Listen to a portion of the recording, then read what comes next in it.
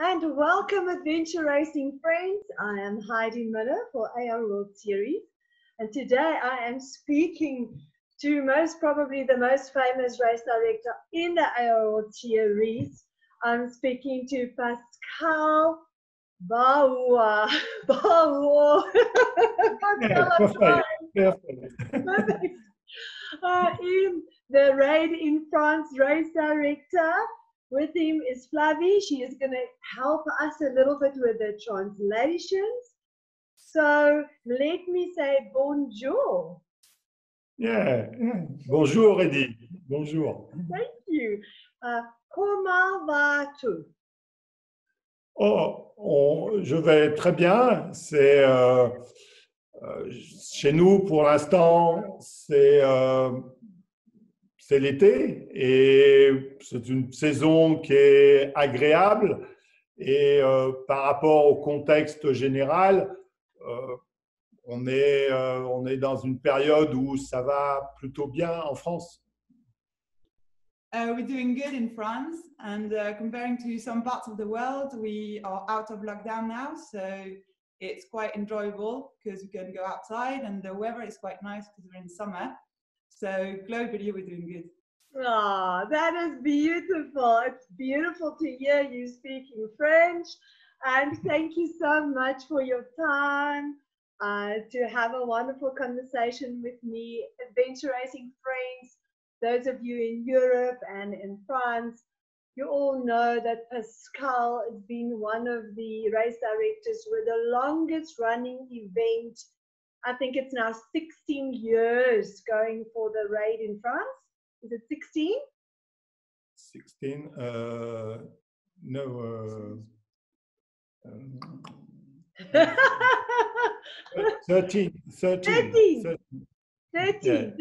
Okay. 13 years for Pascal and Nancy and his family dedicating their whole life to adventure racing. So, also one of the oldest members on the AR World Series circuit. And also, Pascal has organized 2 world championships. So that is absolutely amazing, an achievement.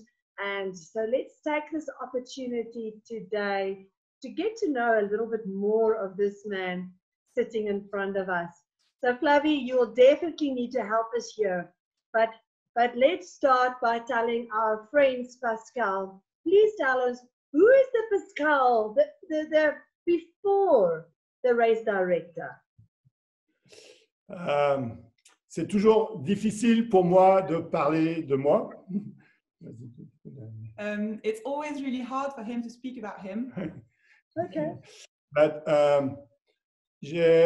après avoir fait du sport à haut niveau, de l'aviron, jusqu'en 1992, j'ai commencé à faire des raids avec les premiers raids gauloises et j'ai fait 10 raids gauloises sur les 12 qui ont existé. Ouais. So he used to be doing rowing at high level, so he went to the Olympic Games, and he quit rowing in 1992, and then he started doing adventure racing with the start of Red Gauloise, and he's been racing on 10 of them out of 12, so that's been the start for him on adventure racing. Yeah. How many red Gauloises did you do? 10. 10! Oh my word! Wow! And which one was most special? Two special. Deux spéciaux pour moi. Celui en Patagonie et celui au Tibet. So there's been 2 of them, the one in Tibet and the one in Patagonia. Ah, wonderful. And tell us more. Tell us more. We want to know more. Non, j'ai écouté l'interview de Santiago pour l'Équateur et on a été au sommet du Cotopaxi, donc en 98, j'étais en Équateur et on a été au sommet du Coteau et c'était vraiment un moment incroyable. Et l'organisation de Red in France, on parle beaucoup de la technique de Red in France, des cordes pour Red in France, c'est aussi issu de ce qu'on a vécu pendant ces 10-12 années extraordinaires à travers le monde. It's been a lot of memories, and especially in Patagonia, when he's been listening to Santiago's interview, and it's a lot of memories because when he's talking about Cotopaxi with the team, they've been up there and racing there, and that's a lot of amazing memories to be up there and all the sceneries and views. And when we speak about Red in France, we often speak about the techniques and all the organization around and the specificities of the race, especially the ropes, for example. But all those parts have been issued from what they've been experiencing while races, especially during those 12 years on Red Gauloise. Wow. And Pascal, your personal life, your family, tell us. Je crois que j'ai la chance, si aujourd'hui on continue à faire Red in France, c'est tout simplement parce que j'ai la chance d'avoir autour de moi déjà toute ma famille qui d'abord qui supporte, parce que c'est compliqué, et puis qui encourage pour qu'on continue à faire. Donc c'est devenu petit à petit un vrai projet familial, voilà. Avec Nancy qui s'occupe, elle, plutôt de toute la partie communication, relations avec les médias, choses comme ça, et moi sur la partie plus technique. Et puis Flavie qui nous aide sur toute la partie, on va dire, à l'international, puisque on fait partie d'un circuit international. He feels quite lucky to have a family and a lot of members around him that can help him organizing the race and that tolerate putting so much time and effort in organizing adventure races. And within the time, it's also became quite a family thing because obviously he's working on the maps and he's going in the mountains and looking for the routes.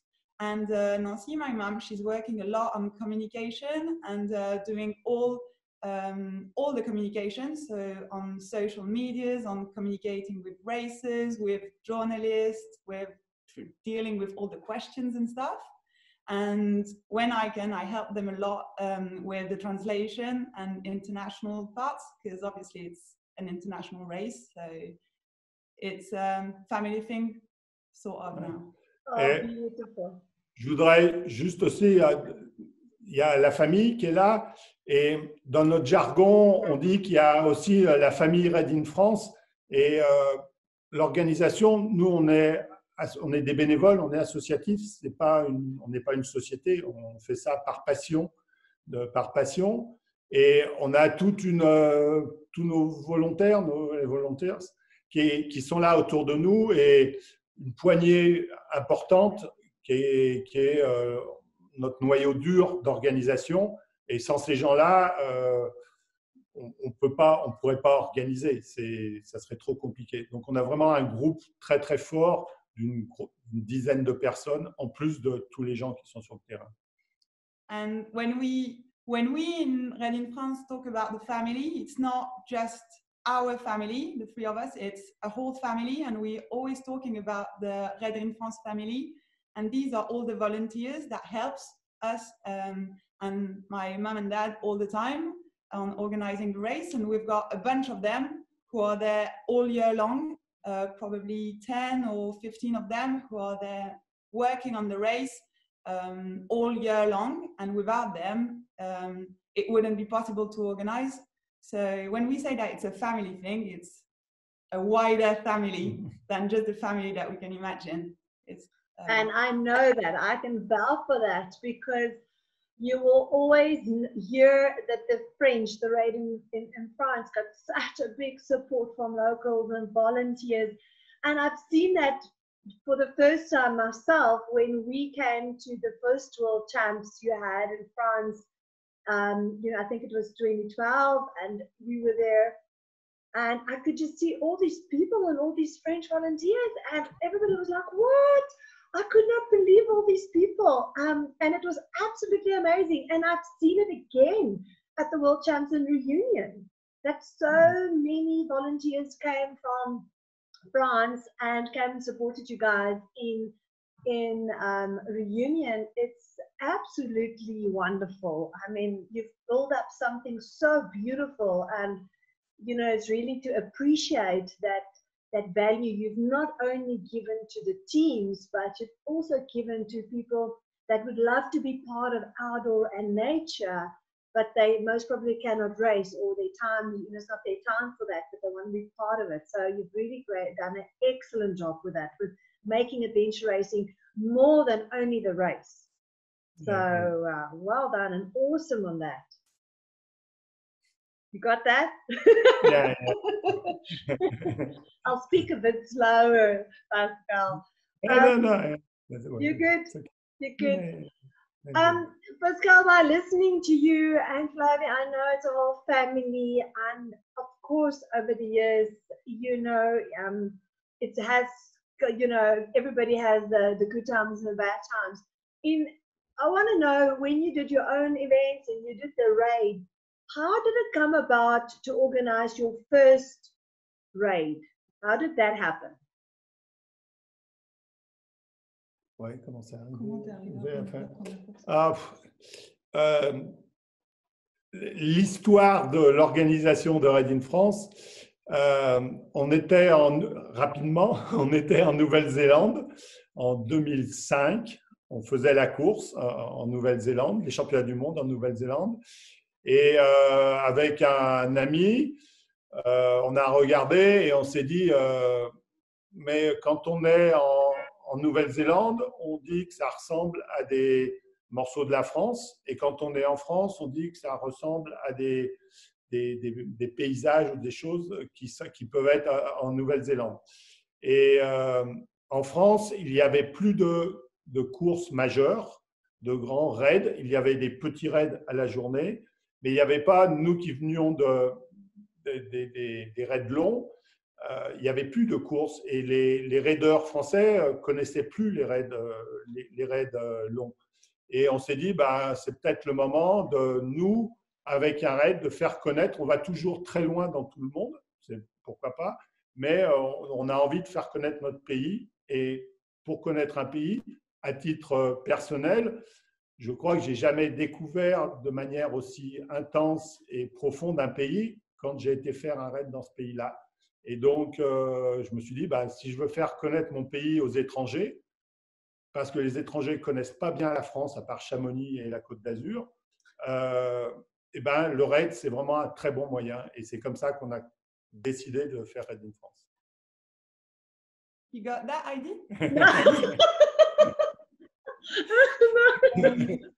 No, if you go for the shorter story, but they were racing World Championships in New Zealand in 2005. And while they were racing there, they were looking at all the sceneries and thinking that it was pretty beautiful, but that it was quite similar to the French views and to what we can have in France. And sometimes when you're in New Zealand, you're thinking that it's quite similar to some of the views that you have in France. And when you're in France, you can think that it's quite similar to views that you can have in New Zealand, for example. And thinking that, they were also thinking that in France, we had a lot of races, but they were shorter races, shorter adventure races. Yeah. And they were thinking that we didn't have any more long adventure races. So they thought that it could be nice to try and build a new race.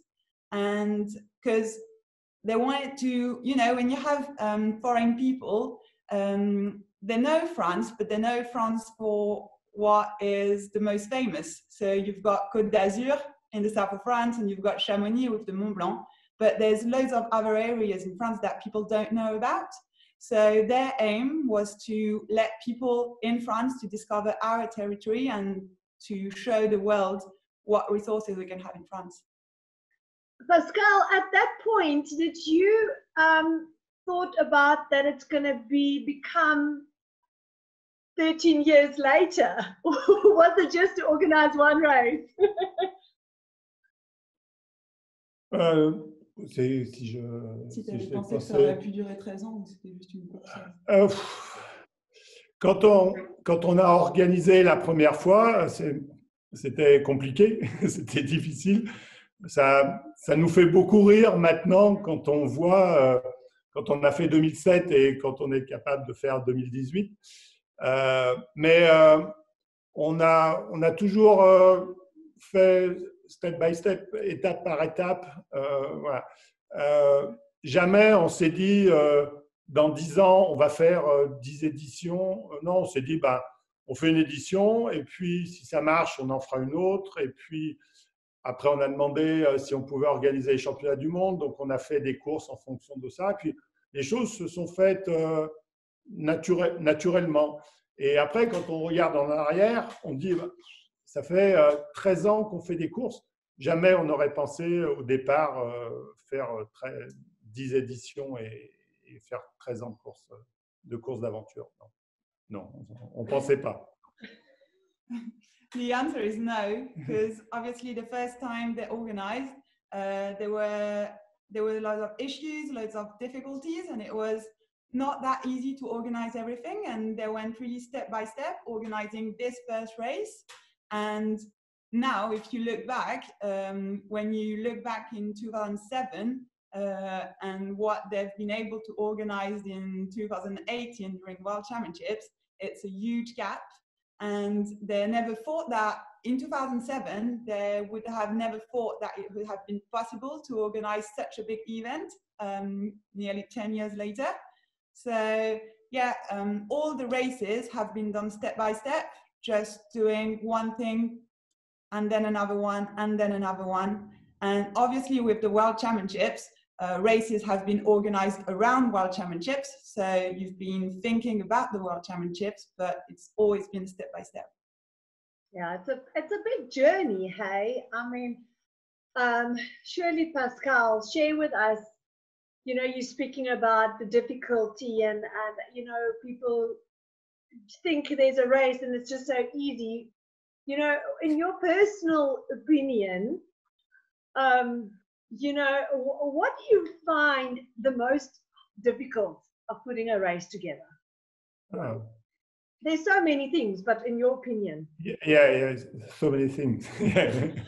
Non, il y a beaucoup de choses. L'organisation, alors, la première des choses, c'est contrairement à ce que peuvent penser les gens, l'organisation, il faut de l'argent et ce n'est pas les inscriptions qui permettent d'organiser financièrement une course. La première chose. Donc, il faut trouver des partenaires. Voilà. Et ça, c'est difficile, c'est compliqué et ça prend beaucoup d'énergie et beaucoup de temps. La deuxième chose, c'est avec l'évolution, je ne sais pas dans les autres pays du monde, mais chez nous, en France, avec l'évolution des réglementations, de l'administration, de l'environnement, ça devient de plus en plus compliqué. Voilà. Et les grosses difficultés, pour moi, sont celles-là. Trouver des financements et toute la partie administrative, qu'elle soit d'autorisation, mais aussi de droit de passage ou de choses comme ça. Après, le reste, c'est que du plaisir. Aller passer mes journées dans la montagne à chercher des chemins ou des passages, c'est du plaisir et c'est un moyen pour moi de continuer à faire des raids d'une autre manière. Mais ces deux grosses difficultés sont des difficultés qui, pour moi, à terme, peut-être vont faire qu'on ne pourra plus organiser de courses de ce type-là en France. There's loads of things, but if you have to take two, probably the worst of them will be the money, because you need money to organize a race. And people can sometimes think that the enrollments will cover all the budget, but it's not the case. So you need to find partners and you need to find money. And this can be a real issue sometimes because it's hard nowadays to find all the budgets you need to cover the race as you will like the race to occur. And the other thing is nowadays with all the administration, the rules, the environment policies, it's getting harder and harder in France. We don't know how is it in the other countries, but in France, it's getting really harder and harder to go where you want to go during the race and to have all the authorization to go through, for example, in some parks or in some rivers and stuff like that. So this is a real stopper, you know. Sometimes you want to go somewhere and you can't because of that. But obviously, if organizing a race is just about going in the mountains and looking for the best routes and the best views, that's amazing. And that's for him probably a way to keep doing sport and to keep doing adventure racing another way, to keep doing it. But yeah, probably money and policies and rules could some days be something that make the races, long adventure races, stop in France because it's getting harsh. Yes, no, I hear what you say, Pascal. From my own perspective as well, I think people never understand how difficult it is with a limited budget to create the dream you have in your mind. Yeah, sure. And you know, when you enter and do a race and you're the participant, you look at it differently. And when you're a race organizer, there's so many things sometimes you want to put into a race, but because of the budget, for instance, I know in France you love rope sections, but what people don't understand, every rope section costs money.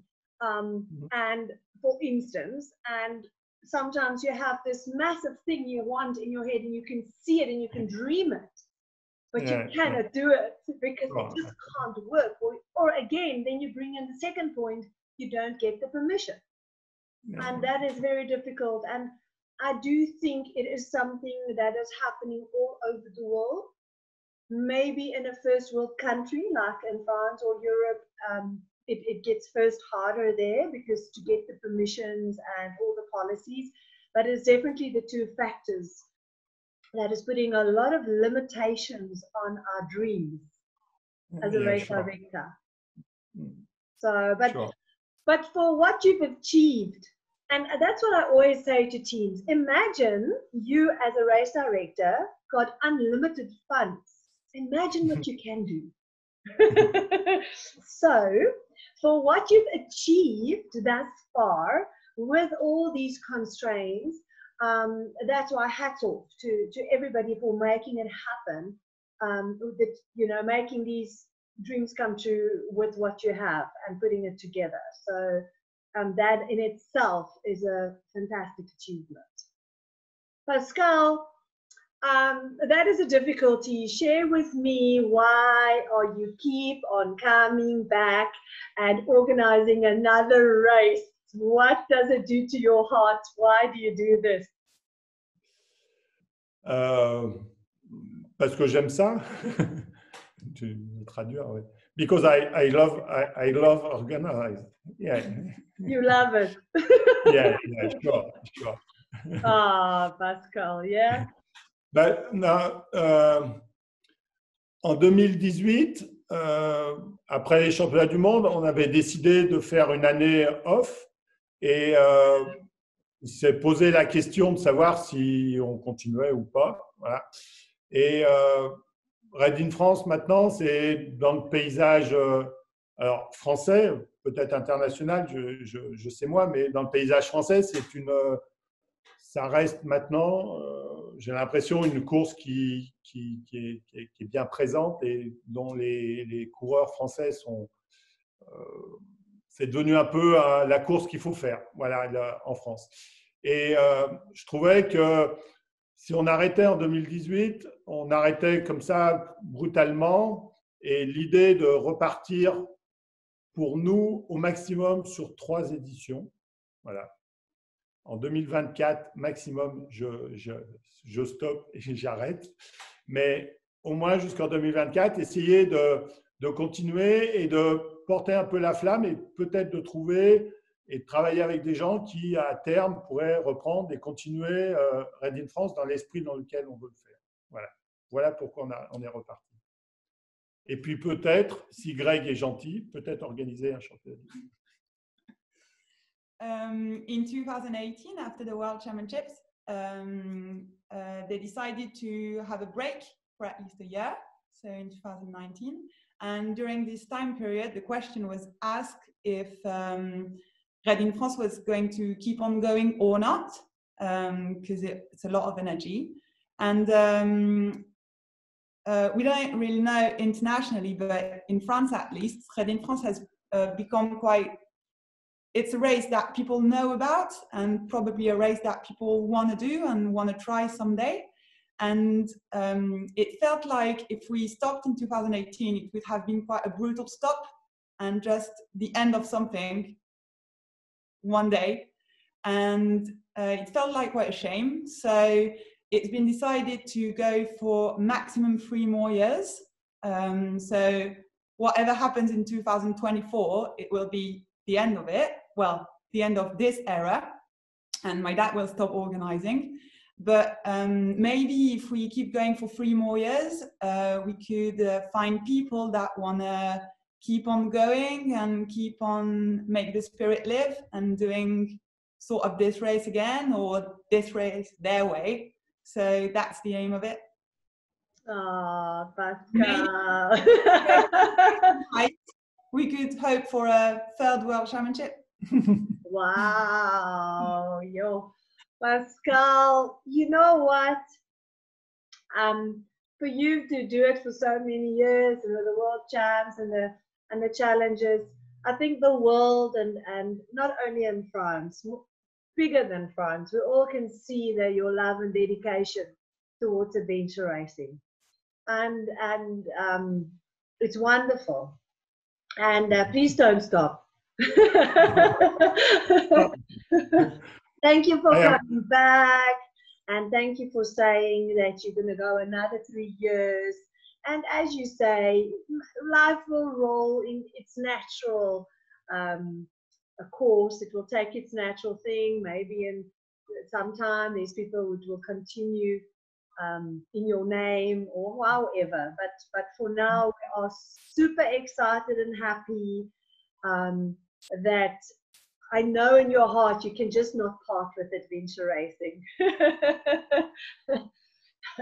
And we are very, very happy that you've decided to organize next year. Merci. And I mean, you've come back with an absolutely wonderful destination. I can imagine how difficult it must be for the permissions and those things you just spoke about. But let's tell our teams who wants to do 2021. Why must they come and do Raid in France? Because I mean, not only is the destination looking spectacular, but yeah, you tell us, why must we come and do Raid in France 2021 on this note? Pourquoi venir faire Raid in France en 2021? Parce que c'est Raid in France. Non, et puis cette destination du massif du Mont Blanc, hein, on ne va pas dire le Mont Blanc parce que c'est le massif du Mont Blanc. Pour les gens, Mont Blanc, quand on a annoncé Mont Blanc, tout le monde nous a dit ça va partir de Chamonix. Non, ça ne partira pas de Chamonix. Non, on n'ira pas au sommet du Mont Blanc. Mais ce qu'on peut dire aujourd'hui, c'est que le départ sera au pied du Mont Blanc. Il y a d'autres vallées que c'est la vallée de Chamonix. Et donc, on partira de la vallée de la Tarentaise. Alors, où exactement, c'est en cours de mise en place. Mais ce qu'on peut dire, c'est que ça sera, malgré tout, une course qui va se passer dans un environnement absolument fabuleux, qui sont les Alpes françaises, au pied de ce massif du Mont Blanc, où on trouve tout ce qui font les ingrédients d'une grande course d'aventure. Why to come? First of all, it's Raid in France, so it's going to be the same and same race. Yeah, when the destination was said, so it's the Mont Blanc area, everyone thought that the start will be in Chamonix. So no, the start won't be in Chamonix, and the races won't be going up the Mont Blanc at the summit of the Mont Blanc. But we can say that it will gravitate around this area. The start area will probably be in the Tarentaise Valley. So it's another area at the foot of the Mont Blanc. And j'ai dit que c'était, oui, c'est ça. Tous les ingrédients qu'on trouve sont des ingrédients dans cet environnement. On trouve tous les ingrédients pour faire une magnifique course d'aventure. Obviously, the Mont Blanc is our highest mountain in France. So obviously, all around this area, you've got everything to make a good race. You've got all the areas you want to, and all the sections you want to do to build a good race. Yeah, it's a wonderful adventure destination.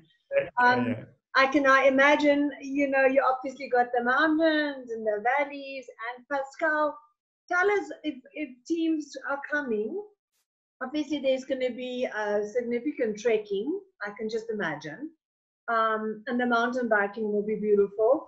And let's speak about the rafting. Is it going to be on what kind of boats? I don't know the rivers in that area. What is the rafting going to be? Donc, on est dans un environnement de montagne, donc on va trouver tout ce qu'on peut trouver en montagne et en haute montagne, puisque là, on est vraiment dans des environnements de haute montagne. Donc, c'est une course qui, pour une grande partie, pas toute la partie, c'est déjà une course qui sera en itinérance.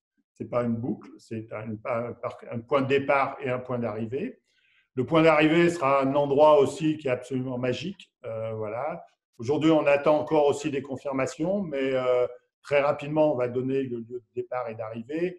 Et je peux dire que les deux endroits sont deux endroits absolument magnifiques de la France et de ce qu'on appelle, nous, Savoie-Mont-Blanc. C'est toute la Savoie et la Haute-Savoie.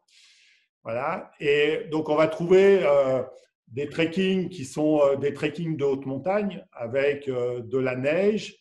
On va trouver il y aura du glacier, il y aura l'ascension d'un glacier avec des passages sur des arêtes, beaucoup de cordes, puisque c'est notre ADN à nous, les cordes. Voilà, on aime ça. On a des gens, en plus, tous les guides de haute montagne avec qui on travaille sont des guides du Mont Blanc, donc c'est des gens qui sont chez eux, qui connaissent bien. Après, pour les bateaux, on a des rivières qui sont magnifiques. Là-bas, on a peut-être les plus belles rivières de France. Voilà. Donc, ça va être, on va naviguer avec des packrafts, puisque c'est vraiment pour moi, le packraft, c'est vraiment le bateau d'aventure par excellence. Mais on naviguera aussi avec des kayaks, parce qu'il y a des endroits où ça sera plus sympathique et plus intéressant de naviguer avec des kayaks. Les kayaks sont fournis toujours par l'organisation. Voilà. Et puis, il y aura du canyon, il va y avoir des grandes sections. Alors, quand je dis grandes chez moi, c'est toujours un peu grande. Hein. Les sections seront longues, des vraies sections d'aventure, où quand on part, on ne sait pas quand est-ce qu'on arrive. Voilà. Et voilà, une très belle course en haute montagne avec beaucoup de choses.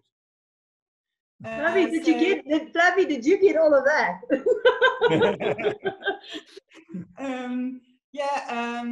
No, what you're going to find in this race, first of all, it's going to be a race going from a point A to a point B. So the racers are not going to get to do a loop.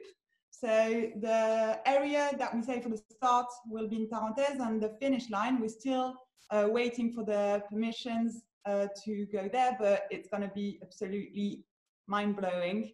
It's a very, very nice place in France, and it will gravitate around the area of Savoie-Mont-Blanc. So this is in France, an area where you've got a load of high mountain profiles area. So obviously during the trekkings, the racers will have some snow. Probably they will be going up a glacier. So it's going to be technical areas during the trekkings. And for the rivers, we've got different kinds of rivers going down there. So we're going to have some packraft, because for in Pascal's mind, it's the best boat for adventure. It's the adventure boat. But there's some rivers that will probably be easiest and nicest to ride on the kayaks. So there will also be some kayaks sections. The kayaks will be given by the organization as usual. And yeah, all the distance, as usual on Raid in France, are going to be quite long. So when you start one section, it's going to be long. You don't always know when you're going to finish the section, but it's the spirit of the race. So perfect. Pascal, it sounds really incredible. Please tell me your distance. I mean, it's a line race, but approximately how long will it be in kilometers? I don't know exactly now. Okay. Je ne sais pas exactement maintenant, mais Normal... 450 à 500 km, comme d'habitude. 500-ish. And you work it out the same as always for the top teams, around 3 days, and the back No, 4 days. 4 days. Yeah, yeah. Okay. Winning time, you like it to be what? I don't understand. Winning. I think 4 days. Oh, okay, 4 days. Okay. So let me make sure I've got it right. It's a line race with long legs. Yeah, yeah. It's a pack rafting. We're going to expect the team to bring their boats. There's going to be lovely river sections for pack rafting. If you find a bigger or other sections, you will include the kayaks. So there's two different sections. The trekking will be over nice big mountains, and on the high of the mountains there will be some ice or snow, and they will need to be a little bit more technical in there. Will be there be a specific climbing section, or is it just that they need to travel over a technical section? Will there be a typical ice climbing section? Or no ice climbing like that, but on the walk on the glacier. Glacier, beautiful. And so that makes magnifiques, des arêtes magnifiques avec beaucoup de cordes. Voilà. And a lot of rope sections. Beautiful, and you're gonna we'll get now also we're gonna include rope sections in your event. I'm sure there will be some good the French races are known for its rope section, so that will be ropes in it. Wow, I think I've covered it all. So Pascal, high, what are you talking about high? What is high? What is the altitude for the highest sections? Au-dessus de, on va dire, pour pas donner l'altitude, mais au-dessus de 3000 mètres, un peu plus de 3000. Ouais. Above 3000. Okay, so some nice mountains. Wow, it sounds fantastic. And obviously July is your summer month, so it should be down in the valley warm, but on top you think it will be cold? Ouais. Alors pour le temps, la question du temps, bah, on sera dans la haute montagne au mois de juin. Le mois de juin, c'est un mois où il fait pas encore il peut faire froid, il peut pleuvoir, on peut avoir des conditions un peu compliquées. Là, sur les premières reconnaissances, des fois, il fait vraiment du mauvais temps. Mais dans les vallées, il fait chaud. Donc, on va avoir des différences de température qui vont être très, très élevées.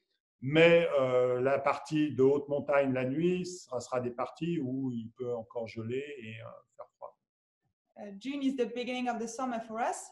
So obviously it's getting warmer in the valleys down there, but up in the high mountain, it can still be cold and rainy and icy. So when they've been this year, they've been on all the high mountains to start and look for next year's race.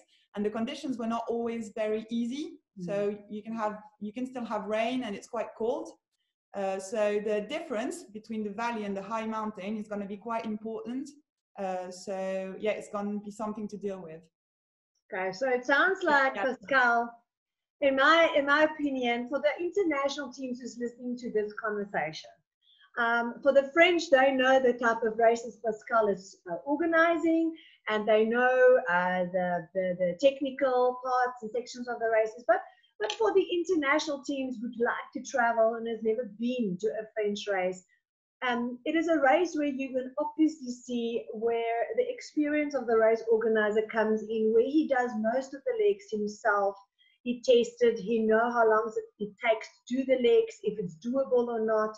And as you can see, and what I can hear from this race, it's going to be, again, an all-inclusive race. It's going to have all the kayaking.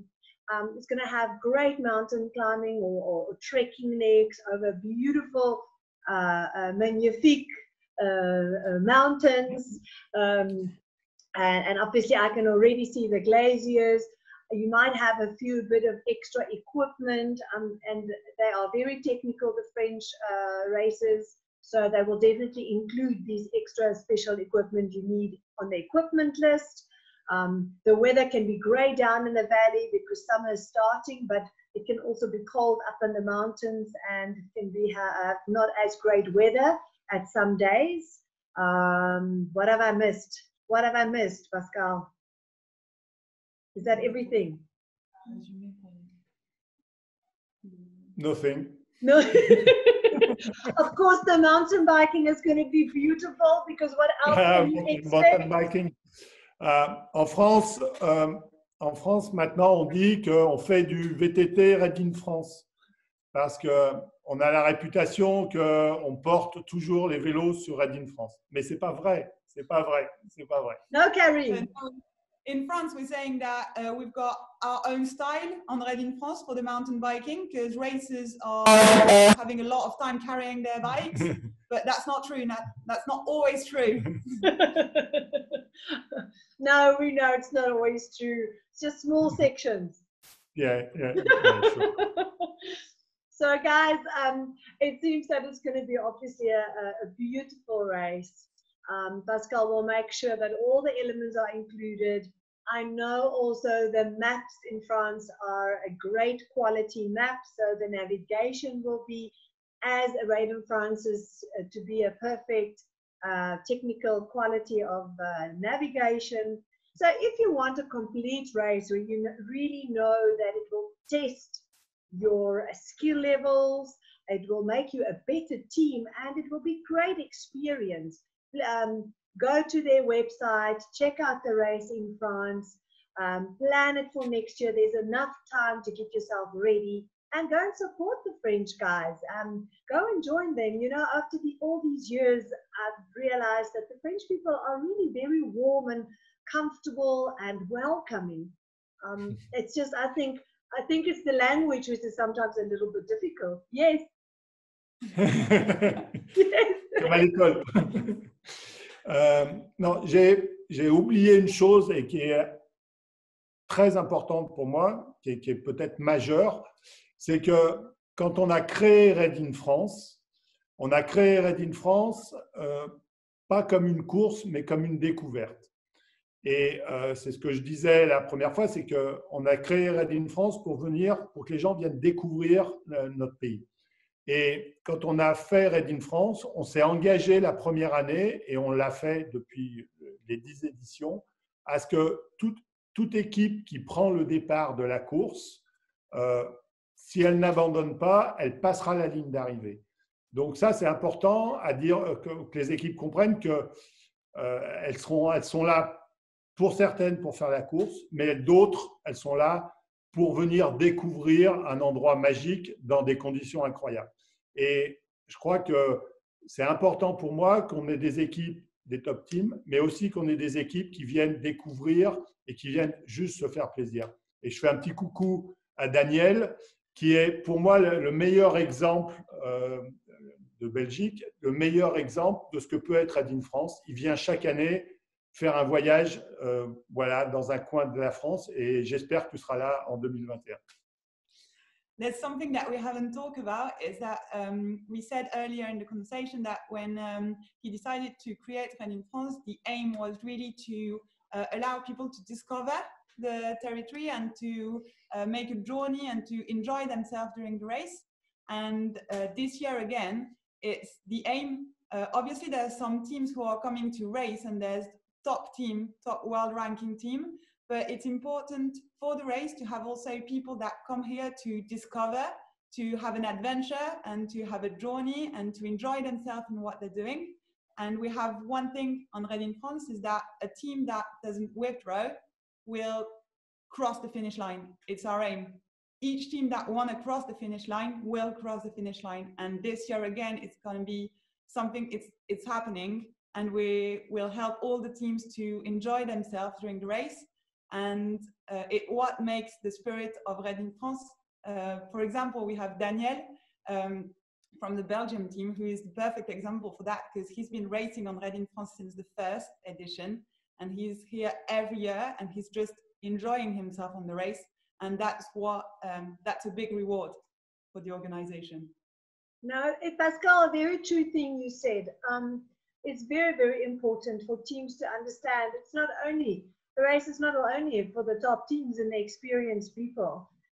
Adventure racing, and I think that's also something which is so difficult for a race organizer, to create a course where it's challenging for the top teams, but it must be enjoyable so that the middle of the pack and the back teams also want to do adventure racing, also can say, well, I'm going to try it and it's doable. And like you say, teams also to come if you want to reach the finishing line, the organization will assist them, and it's very important to grow the sport and make people fall in love with adventure racing by feeling that they can come and try.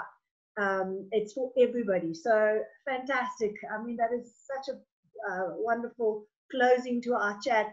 Pascal, before I say bye to everybody else, is there any last words you would like to say also to other race directors in the world who's just starting out on and adventure racing community?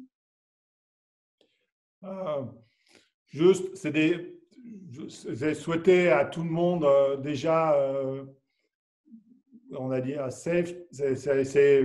Voilà, c'est des temps difficiles pour tout le monde, même chez nous. C'est dire au monde entier, ben voilà, prenez le temps, on va s'en sortir, et puis on va se retrouver dans quelques temps sur des magnifiques courses, dans des endroits magnifiques avec des gens magnifiques. Voilà.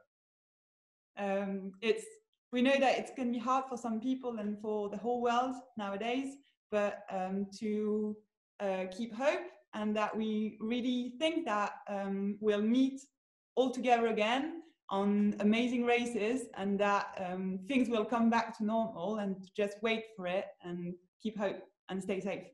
Oh, beautiful.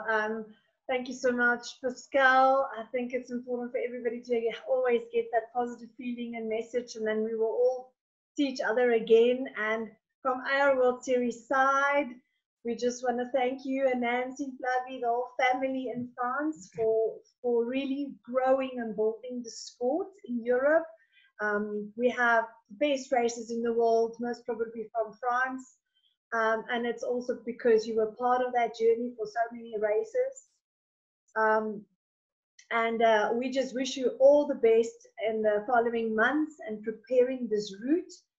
Stay safe, and like I said, God bless. And please help me in French so that I can improve my French a little bit. How do we say again goodbye? Au revoir. Au revoir. Au revoir. Au revoir. Bye. Au revoir. Je t'aime. Au revoir. God bless. Good luck. Bye. Bye-bye.